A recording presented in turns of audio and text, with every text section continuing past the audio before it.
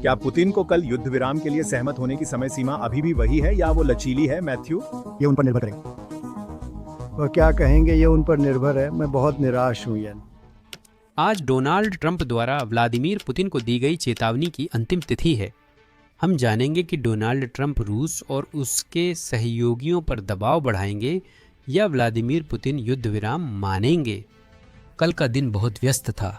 दोनों पक्षों से जानकारी आ रही थी और बहुत सी रिपोर्टें एक दूसरे का विरोध कर रही थीं। चलिए कल की घटनाओं पर नजर डालकर आज सुबह की स्थिति का जायजा लेते हैं। सबसे पहले एक त्वरित समीक्षा। जैसा कि कई लोग जानते हैं, स्टीव विटकॉफ ने बुधवार को पुतिन से मुलाकात की, जहां बातचीत हुई थी। बुधवार के अंत तक हमें वार्तालाप की सटीक जानकारी नहीं थी। विटकॉफ के क्रेमलिन छोड़ते ही ट्रंप ने भारत पर 25% अतिरिक्त टैरिफ लगाने की घोषणा की, क्योंकि भारत ने रूसी युद्ध मशीन का समर्थन किया और रूसी कच्चा तेल खरीदा था। खैर, सिर्फ इस तथ्य के आधार पर तो ऐसा लगता है कि शायद बैठक उतनी अच्छी नहीं रही, वरना ट्रंप इतनी जल्दी ऐसा क्यों करते। आखिरकार डेडलाइन तो आज शुक्रवार को है, तो फिर ट्रंप ने बुधवार को ही भारत पर 25% अतिरिक्त टैरिफ क्यों लगा दिया? खैर, उस दोपहर को उन्होंने यही कहा था। आप सिर्फ भारत को ही इन अतिरिक्त सेटअप्स के लिए क्यों चुन रहे हैं? केवल 8 घंटे बीते हैं। आने वाले 1 साल में क्या होगा देखते हैं। आप और भी बहुत कुछ देखेंगे। आप बहुत सारी सेकेंडरी पाबंदियां देखेंगे। जी मैडम। फिर हमारे पास कल सुबह और जानकारी आई कि पुतिन और वित्कोव के बीच क्या चर्चा हुई थी। न्यूयॉर्क टाइम्स ने रिपोर्ट किया कि ट्रंप अगले हफ्ते पुतिन से मिलने की योजना बना रहे हैं। फिर पुतिन और जेलेंस्की के साथ एक त्रिपक्षीय शिखर सम्मेलन की मेजबानी करेंगे। यह जानकारी जेलेंस्की और अन्य नाटो सदस्यों के साथ पुतिन वित्कोव बैठक के तुरंत बाद कॉल के दौरान साझा की गई थी। जेलेंस्की ने कॉल में शामिल होकर युद्ध के निष्पक्ष अंत का समर्थन किया। इस कॉल में ट्रंप ने यूकेपीएम, जर्मन चांसलर, नाटो महासचिव वीपी रैंस, विदेश मंत्री रूबियो और निश्चित रूप से स्टीव वित्कोव को भी जानकारी दी। चीजें यहीं से उलझनी शुरू हुई, क्योंकि व्हाइट हाउस का कहना है कि यह मुलाकात पुतिन के अनुरोध पर हुई थी, न कि ट्रंप के। क्रेमलिन ने कहा कि इस मुलाकात की इच्छा असल में अमेरिकी पक्ष ने जताई थी। मैं समझता हूं कि मुलाकात के लिए किसने कहा, इससे फर्क नहीं पड़ता। सबसे जरूरी बात यह है कि हम इस युद्ध को रोकें ताकि हत्या रुक सके। मैं यह बात इसलिए साझा कर रहा हूं ताकि कल का उलझन भरा दिन दिखा सकूं। इसका कोई खास मतलब नहीं है, लेकिन जो बात मायने रखती है वो यह है कि कौन किससे मिल रहा है। व्हाइट हाउस ने कहा कि पुतिन और ट्रंप के बीच किसी भी बैठक पर चर्चा नहीं हुई। केवल जिस बैठक पर चर्चा हुई थी वह पुतिन, ट्रंप और जेलेंस्की के बीच थी। क्रेमलिन का दावा था कि उन्होंने कभी जेलेंस्की से मिलने की सहमति नहीं दी थी। पुतिन ने खुद इस पर क्या कहा यह यहाँ बताया गया है। लेकिन इससे पहले कि हम उसमें जाएं, हमेशा की तरह, जैसा कि आप लोग जानते हैं, इस युद्ध में बहुत सारी गलत जानकारी फैली हुई है। हम पूरी कोशिश करते हैं कि गलत जानकारी छांटकर आपको सही तथ्य दें। तो अगर आप लोग नीचे दिए गए लाइक और सब्सक्राइब बटन को दबा दें तो बहुत मदद मिलेगी। इससे हम एल्गोरिदम में और ज्यादा लोगों तक पहुंच सकते हैं। अब हम पुतिन के बयान पर चर्चा करते हैं। माफ कीजिए कि मैं इतनी दिलचस्प यात्रा में बाधा डाल रहा हूं, पर हाल की खबरों के मद्देनजर आप दोनों की अगली रिपोर्ट्स प्रॉम्प्ट से जुड़ी होंगी। ये थे बेट क्रूस्ट और इसातोर अनातोली साविपोव। रुचि थी। दोनों पक्षों ने रुचि दिखाई। अब यह मायने नहीं रखता कि पहले किसने क्या कहा। क्या आप स्पष्ट कर सकते हैं कि यूरी पेट्रोविच ने आपकी मदद क्यों मांगी थी? क्या वह आगे भी मदद चाहते हैं या शायद हाँ? इस इलाके में नाराजगी नहीं है।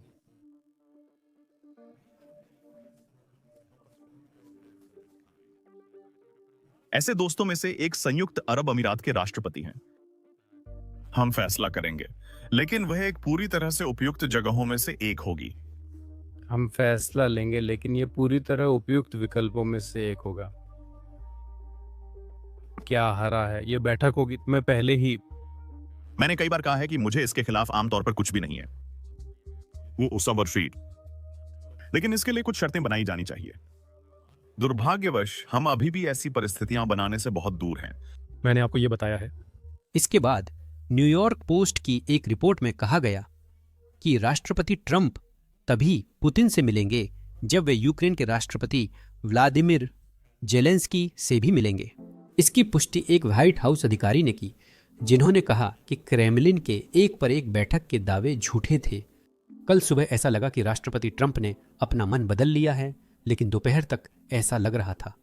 मार्को रूबियो विदेश मंत्री ने फॉक्स न्यूज़ पर एक महत्वपूर्ण इंटरव्यू में कई महत्वपूर्ण जानकारियां साझा की, जिसे मैं साझा करना चाहता हूं।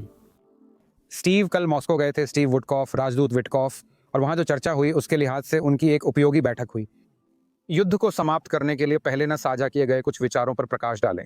हमें याद रखना चाहिए कि यही हमारा अंतिम उद्देश्य है।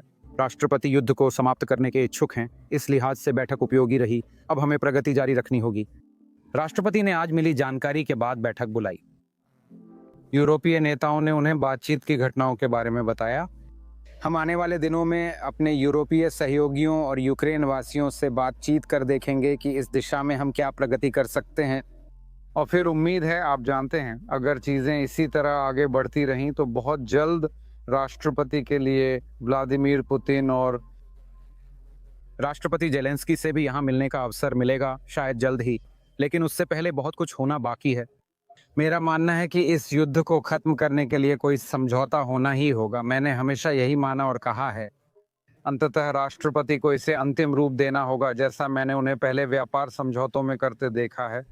हमें उस बिंदु के नज़दीक पहुंचना होगा जहां बैठक फ़ायदेमंद हो। आज अच्छा था, पर अभी भी काफ़ी काम बाकी है। कई बाधाएं अभी भी पार करनी है। हमें उम्मीद है अगले कुछ दिनों और घंटों में हम ऐसा कर पाएंगे। कूटनीति कठिन होती है, विशेष रूप से जब आप पुतिन से निपट रहे होते हैं। रूबियो का कहना है कि हमें अब पता चल गया है कि रूस क्या चाहता है, लेकिन मुझे लगता है कि हमें यह पहले से ही मालूम था। रूस ने स्पष्ट किया है कि वे 4 क्षेत्र चाहते हैं जिन पर उनका पूर्ण नियंत्रण अभी नहीं है, और ये वही बात है जिसके खिलाफ J.D. वांस ने भी बोला था कि रूस की शर्तें बस समझ से बाहर हैं। अब विदेश मंत्री कह रहे हैं कि यह अच्छी बात है कि हमें रूस की इच्छाओं का पता है। आज क्या होगा इसका कोई भरोसा नहीं है। हमें चीन, तुर्की, ब्राजील और रूसी तेल खरीदने वाले हर देश पर दबाव बढ़ाना चाहिए, क्योंकि ऐसा न करने से रूस को युद्ध जारी रखने का प्रोत्साहन मिलेगा। मुझे नहीं पता कि ये अगले हफ्ते होगा या नहीं, ये देखना बाकी है। आप जानते हैं, मुझे लगता है कि ये इस बात पर बहुत निर्भर करेगा कि हम कितनी प्रगति कर सकते हैं। मैं नहीं जानता। फिर से ये इस मायने में महत्वपूर्ण है कि हमें लगता है जो हुआ वो अच्छा था, क्योंकि अब हमें अंदाज़ा है कि रूसियों को युद्ध समाप्त करने के लिए किन परिस्थितियों की आवश्यकता होगी। ये परिस्थितियां यूक्रेन या दूसरों के लिए स्वीकार्य नहीं हो सकती, लेकिन अब हमारे पास कम से कम कुछ है जिस पर काम किया जा सकता है। मेरे ख्याल से अब सब कुछ इस बात पर निर्भर है कि हम दोनों पक्षों को कितना नज़दीक ला पाते हैं। क्या हम काफ़ी तरकशरी कर पाएंगे? क्या हम 85% या 75% तक पहुँच सकते हैं? नेताओं के बीच बैठक का कोई मतलब नहीं अगर वे पर्याप्त करीब नहीं है, क्योंकि तब बैठक से कुछ हासिल नहीं होगा। तो हम चाहते हैं कि ये काफ़ी करीब आ जाए, और फिर हम चाहते हैं कि राष्ट्रपति को आकर इसे अंतिम रूप देने का मौका मिले। तो मैं पहले से नहीं कह सकता कि इसमें कितना समय लगेगा। इसमें घंटे लग सकते हैं, इसमें दिन लग सकते हैं, सच कहूँ तो इसमें हफ्ते भी लग सकते हैं। हमें नहीं पता, लेकिन हम यहाँ कोशिश कर रहे हैं, हम इस पर काम कर रहे हैं। आप जानते हैं, अभी भी जब हम बात कर रहे हैं।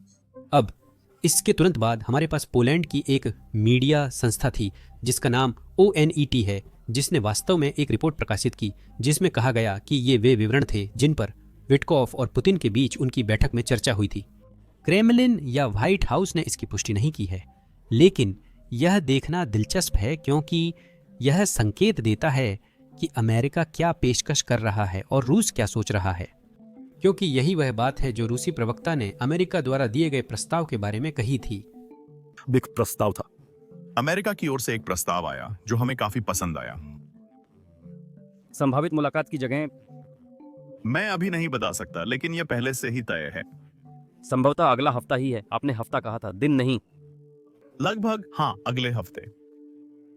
अब हम मीटिंग की जगह पे काम करेंगे। मैंने अभी कहा यही है जहां होगी। आप कहेंगे ये क्या कहा, और रोगा ने कहा अब कुछ चर्चा करने को है। मतलब रूबियो सही है। रूडी तुम सही हो। पोलिश आउटलेट ने अमेरिकी विशेष दूत विटको द्वारा हाल में पुतिन को दिए गए प्रस्ताव की सामग्री प्राप्त की। यूक्रेन और रूस शांति संधि की बजाय युद्ध विराम पर हस्ताक्षर करेंगे, जो रूस की क्षेत्रीय उपलब्धियों को मान्यता देगा।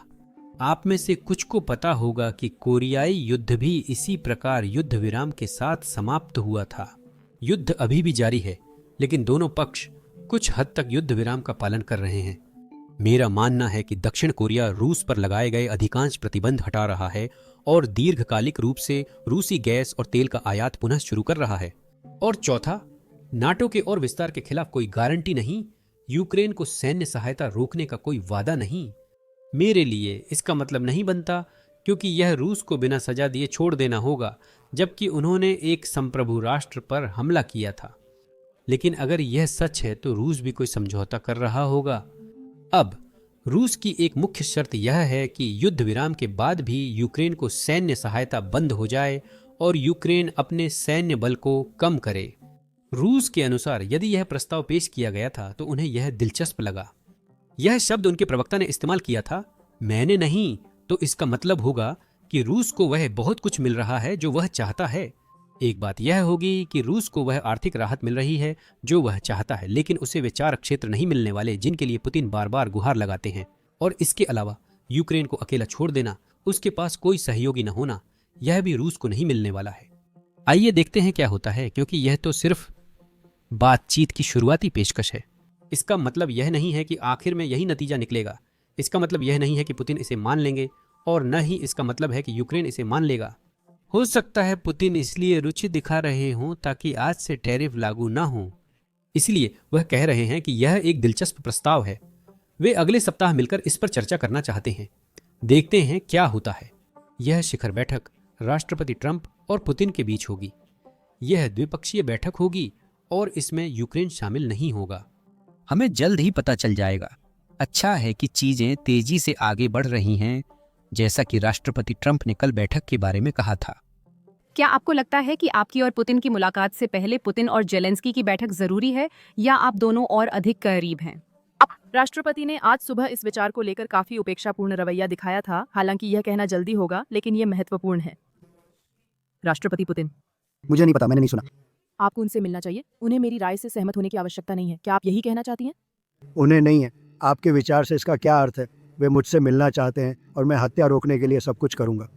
तो पिछले महीने उन्होंने 14,000 लोग खो दिए जो पिछले महीने मारे गए थे।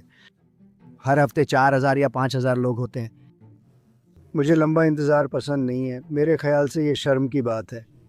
वे ज़्यादातर यूक्रेनी और रूसी सैनिक होते हैं और कुछ उन शहरों से जहां मिसाइलें दागी जाती हैं। एक रात में 35-40 लोग खो देना बहुत भयानक है। हालांकि अधिकांश सैनिक ही होते हैं। और आप औसतन 20,000 प्रति महीने की बात कर रहे हैं। 20,000 लोग हर महीने मर रहे हैं। युवा लोग, आमतौर पर जवान लोग, सैनिक